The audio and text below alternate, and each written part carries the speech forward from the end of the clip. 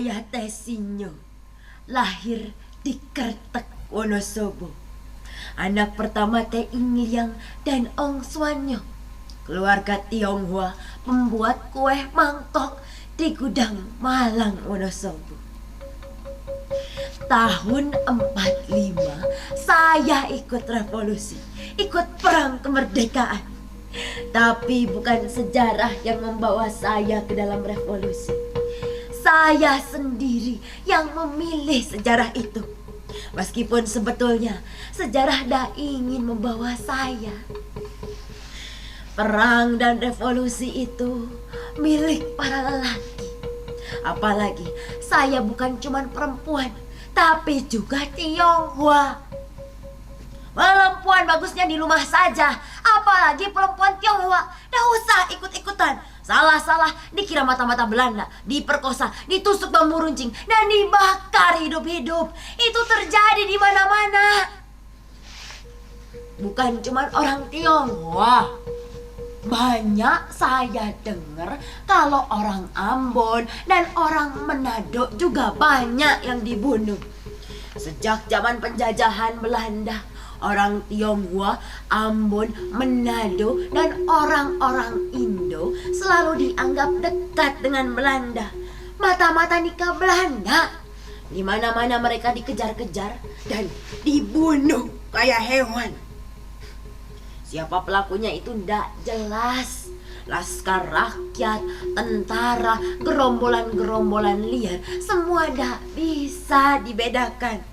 Ada laskar yang jadi gerombolan, dan ada gerombolan yang pura-pura jadi laskar atau tentara. Revolusi itu kayak api yang ditiup angin ke pohon-pohon kering, membakar apa saja. Semua orang jadi penuh dengan kebencian, gampang dihasut. Tapi saya tidak takut. Saya ingin ikut perang, bergabung dengan tentara Republik. Sejak umur saya belasan tahun, saya ini orangnya memang sering dianggap aneh. Suka bergaul dan kayak wong lanang.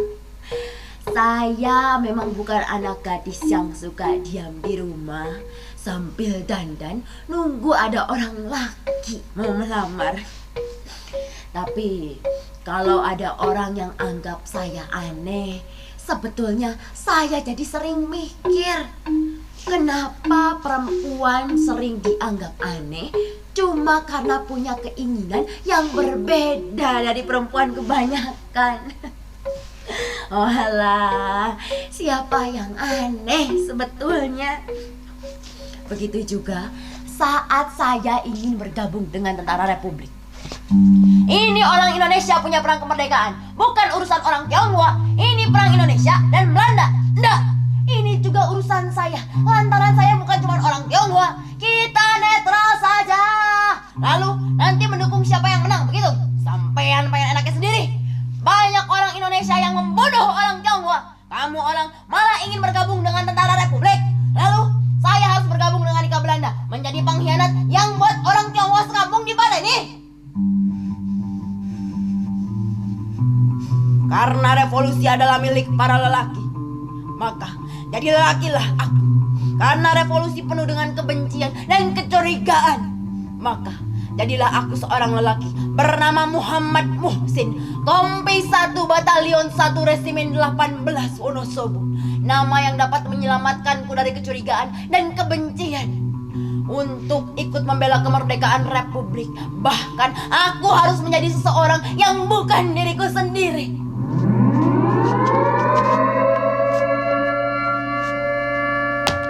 Kompi kami bergerak di pinggiran Wonosobo. Semuanya laki-laki dan hanya saya sendiri perempuan. Mula-mula saya ditugaskan di bagian logistik, lalu ikut berperang. Tapi karena banyak korban berjatuhan, saya dipindahkan ke bagian Palang Merah. Setelah menyerang Jogja, 4 pesawat Belanda menyerbu Wonosobo. Bom-bom dijatuhkan seenaknya, kayak orang berak, menembaki apa saja. Rumah-rumah hancur, mayat penduduk bergelimpangan. Kami mundur ke pinggiran Wonosobo, bergerilya ke hutan-hutan dan gunung. sambil sesekali menyerang pos-pos Belanda. Dalam gerilya, kami bukan cuma kekurangan senjata, tapi juga makanan. Hanya rakyat yang selalu setia menolong kami. Revolusi membuat saya merasa kalau setiap menit yang akan saya lalui adalah kematian. Tapi kalau saya akan mati di medan perang, rasanya itu lebih baik. Saya akan mati sebagai tentara Republik. Bukti bahwa perang kemerdekaan ini juga milik saya, orang Tionghoa. Pembunuhan orang Tionghoa masih terjadi di mana-mana. Satu kesalahan orang Tionghoa, semua keluarga Tionghoa di satu kampung dihabisi. Tidak peduli orang tua, anak-anak ataupun bayi. Kata komandan saya, itu cara tentara Belanda buat adu domba. Mereka sengaja mengambil orang-orang Tionghoa bodoh untuk bergabung dengan Ika atau jadi mata-mata. Mereka tahu rakyat dan pemuda akan marah, lalu dengan sedikit saja hasutan semua keluarga Tionghoa akan dihabisi. Itu yang Belanda suka, buat buktikan kalau tentara Republik itu ndak ada. Yang ada cuman gerombolan pengacau dan pembunuh.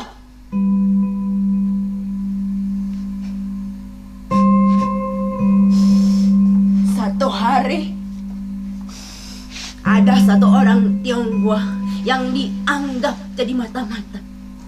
Lalu entah laskar atau gerombolan liar dari mana mereka datang dan mengumpulkan semua orang Tionghoa.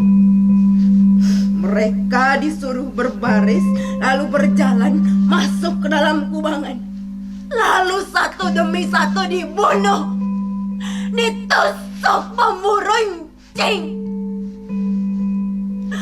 Salah seorang yang mereka bunuh adalah Teh Kim Kok, adik laki-laki saya.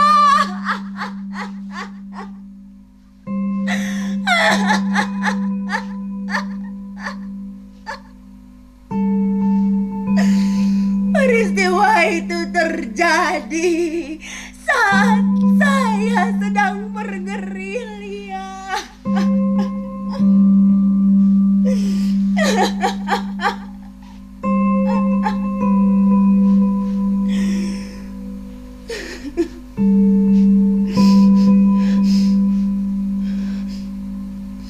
Revolusi sudah selesai. Republik sudah merdeka, sedang terus membangun.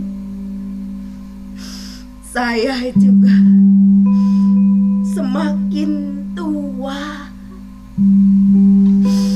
Semakin tua saya, semakin saya sadar kalau harta saya satu-satunya adalah masa lalu. Harta yang paling berharga. Baju ini menghubungkan saya dengan masa lalu. Karena itu saya selalu pakai. Saya tidak minta apa-apa sama pemerintah, kecuali pengakuan atas masa lalu saya. Itu harta saya, sejarah hidup saya. Tapi untuk mendapatkan sejarah hidup itu, saya harus datang ke Jakarta dari Wonosobo. Saya harus mengurus masa lalu itu ke kantor ini dan kantor itu, bertemu bapak ini dan bapak itu, petugas itu dan petugas ini, sampai 3 tahun. Saya belum juga mendapatkan masa lalu saya. Saya jadi telunta-lunta. Bekal saya habis. Hidup dari pemberian teman-teman seperjuangan. Itu juga yang masih ingat dan kasihan sama saya. Bahkan saya harus numpang tidur di kantor veteran atau di masjid. Harusnya kan saya kembali saja ke Wonosobo, hidup bersama anak cucu. Untuk apa di Jakarta? Hidup sendirian dan melarat. Ndak, saya ndak mau merepotkan mereka. Saya ndak mau menyerah. Apa pengakuan atas masa lalu saya itu ndak diberikan lantaran saya orang Tionghoa? Saya ndak tahu. Tapi kalau betul rasanya kok kebangetan sekali. Seingat saya tidak pernah minta dilahirkan jadi orang Tionghoa. Tapi kayaknya tidak mungkin negara seperti itu. Ini kan negara Pancasila. Bapak-bapak di kantor itu mungkin sangat sibuk. Banyak sekali yang harus mereka urus. Apalagi cuman buat ngurus veteran berpangkat prajurit kayak saya. Bapak-bapak itu juga pasti bingung. Namanya Muhammad Muhsin, tapi kok perempuan dan orang Tionghoa. Setelah negara merdeka, apa yang saya lakukan untuk membela kemerdekaan malah merepotkan saya. Aduh Gusti, urip memang aneh. Suatu hari Tuhan kayaknya mendengarkan doa-doa saya. Dalam satu kesempatan, saya dan teman-teman veteran bertemu dengan istri presiden. Iya, ibu negara. Ya, bayangkan. Saya bersalaman dengan beliau dan saya pakai baju ini. Lah kok sampai sana saya berani-beraninya ngomong sama beliau tentang surat keputusan masa lalu saya. Beliau cuman senyum-senyum dan bilang, iya nanti. Betul saja, setelah 4 bulan surat keputusan masa lalu saya itu keluar.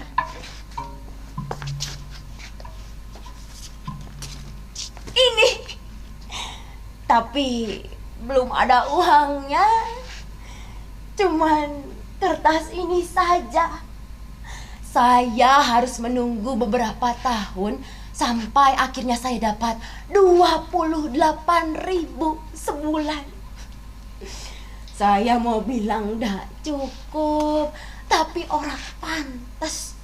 Saya malu sama Gusti Allah, kayak yang ndak mensyukuri.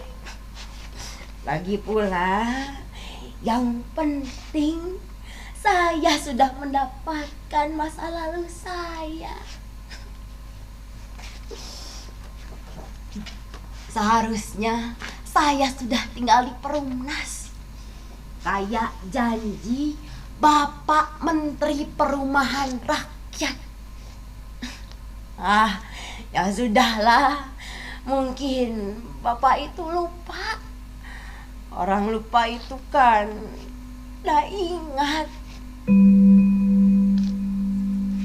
Saya juga gak minta diingat. Saya tahu diri, saya ini bukan siapa-siapa. Saya gak kayak Tang Penyo, Putri Jenderal Tan Wan Sui, perempuan Tionghoa yang dulu sama orang Jawa perang melawan Belanda. Saya gak kayak Ibu Lim Tam Kim, orang kaya yang buat dapur umum buat Tentara Republik. Apalagi kayak Bapak Yap Chuang Bin yang jadi anggota BPUPKI. Saya bukan orang Tionghoa kesohor lainnya yang pernah ikut membela kemerdekaan Republik. Saya cuman perempuan Tionghoa yang sudah tua, bekas veteran yang kesana kemari pakai baju tentara kayak orang dak waras. Ndak ada yang pernah saya sesali. Saya sudah memilih untuk ikut sejarah kemerdekaan.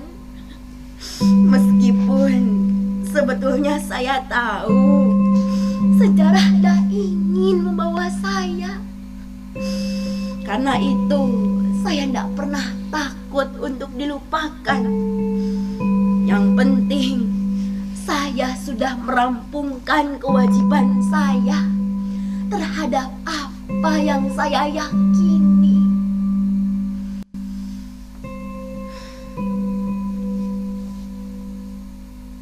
Sudah jam berapa ini? Sepi sekali. Suara jangkrik dan nyamuk juga tidak ada. Semakin tua, sepi itu rasanya semakin aneh. Sepinya sepi.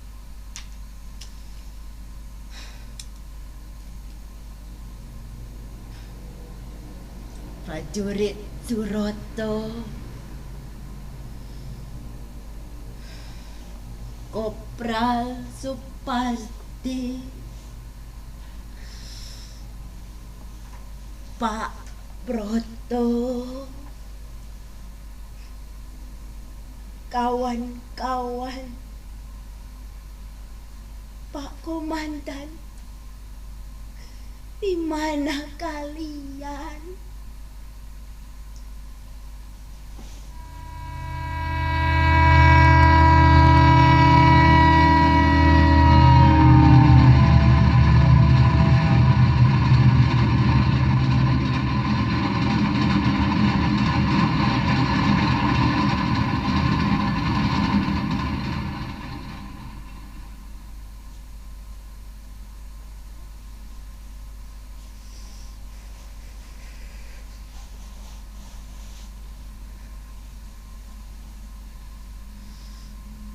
Sepur apa yang lewat tadi?